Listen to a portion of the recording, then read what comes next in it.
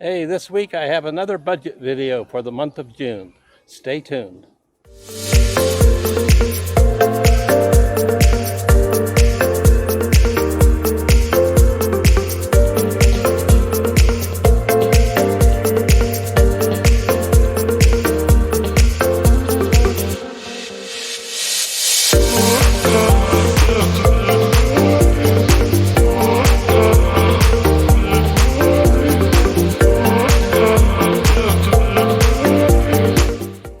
Hello everyone and welcome back to my channel.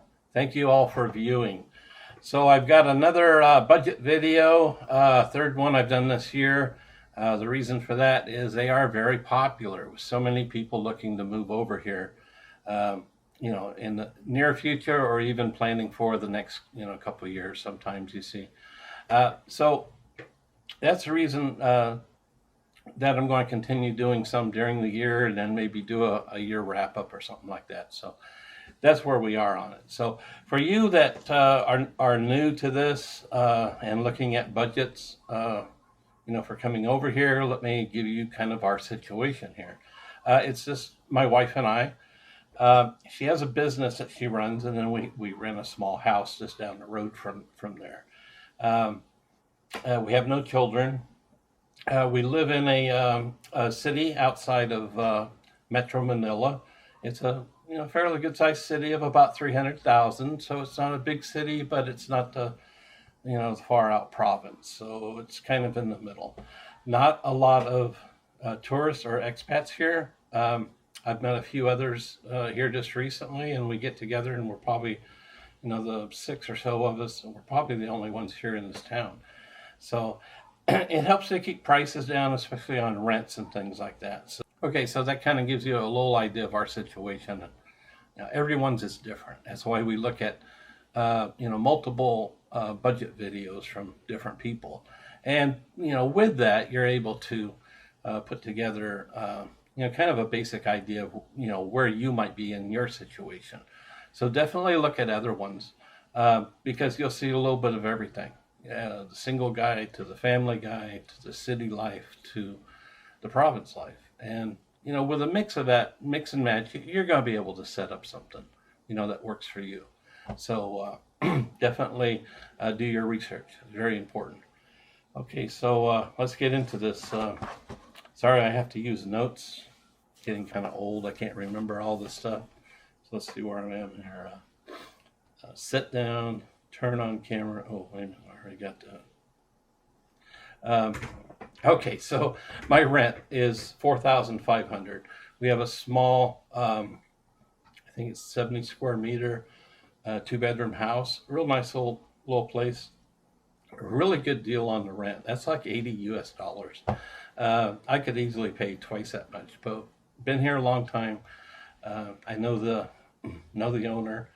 So I get a real good deal on that. Hopefully I can continue with it. Anyway, next up is utilities. This doesn't change too much except for the electricity, which this time of year gets much higher. So electricity, $7,925. Cooking gas, $125. Tap water, $200. Drinking water, $200. And trash, $175. So total on the utilities is $8,625. Now the electricity, obviously, if you've watched any of my other videos or anybody else, inflation, just like everywhere in the world, is up. Now my electricity is not being caused by inflation. Yes, the rate is up just a little bit, and that added a bit, but I used more kilowatt hours running the air conditioning more. Okay, that's where that came from. So, I know people that pay 15, 20,000. I also know other people that don't use aircon, and they get away with 2,500, 3,000 pesos. So, I'm kind of in the middle there, I'd say. But we're very comfortable with our aircon. Digital, this never really changes on mine. My other videos are the same. My internet is 2625.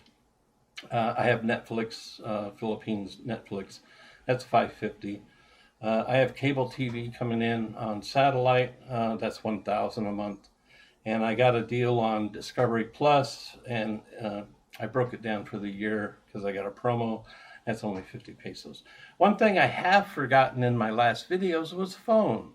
Okay, phone load. We load, time on our phones, or you can get a plan, whatever you want. Now, my wife, with her business, she has, prepaid plan or postpaid plan. Anyway, she has a monthly plan, just like you would, in the U.S. and things like that. So,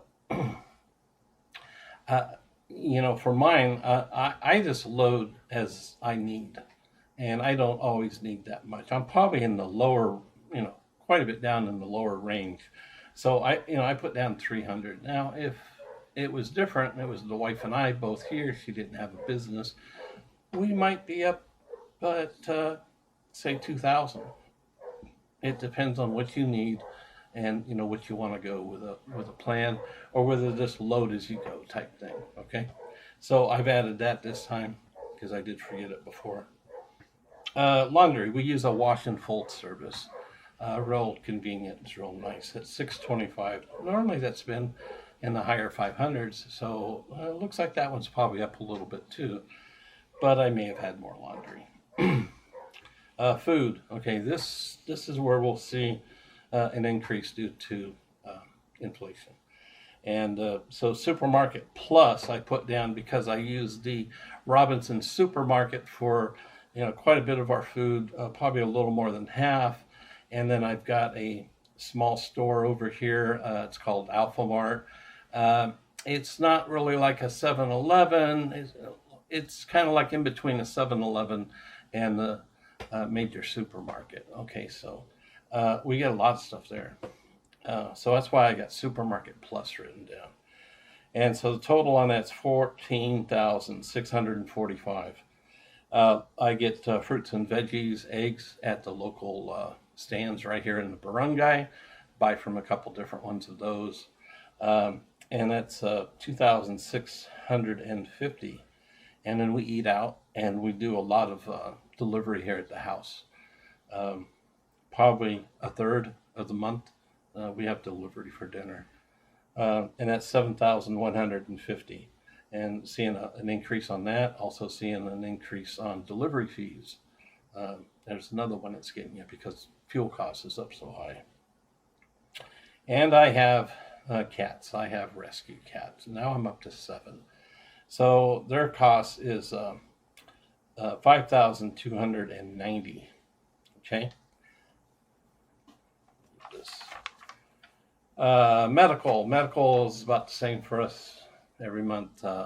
We have a PhilHealth plan, and then we also buy our meds. Most of that on there is my wife's blood pressure medicine maintenance. So that's $1,450 for PhilHealth, and meds is $1,390 with a total of $2,840. Miscellaneous came out to about $5,350 this month. I didn't have too many things. I had another vet bill. We had to have the wife's computer here in the office. Had to have it repaired into it. So that's where a lot of that went. Transportation went out like one time at Pampanga with the car and toll fees, and that came to 1,100. Normally that would be about 500 or 600, but fuel costs are way up here right now with inflation. So that, almost double on that one. Okay, so the total on all this is 57,300 pesos. Okay, that works out to 1,023 United States dollars at an exchange rate right now of 56 to 1. Now, here's where it gets interesting, and this is why I've had a few comments on my budget videos about, like a guy put down, dude, put it in dollars. Okay, well, Canadian dollars, Australian dollars, US dollars. People watch from all over the place, but most of my viewers are from the United States. The reason I don't put everything in dollars is because it will change. And as you can see right now, I'm going to put this up on here now. My last video was in March, budget video. And you can see here the total on that one was 52,395 pesos. So I'm up, 5,000 pesos from that one. And that could be, we bought a few more things here, we did that there, but ours are probably pretty close all the time. So there's definitely an increase, especially with food, uh, other items like that, because of inflation. But you'll see that the U.S. dollars, it only cost me $6 more, and that's because of the exchange rate. In March, it was 51.5. Now it's 56.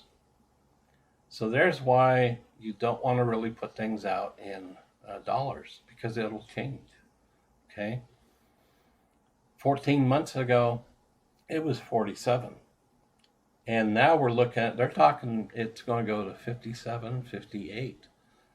So if you're coming over here soon, or if you're coming over here, to move here in a couple of years, who knows where it's going to be. In the last 17 years, two different times it went to 40.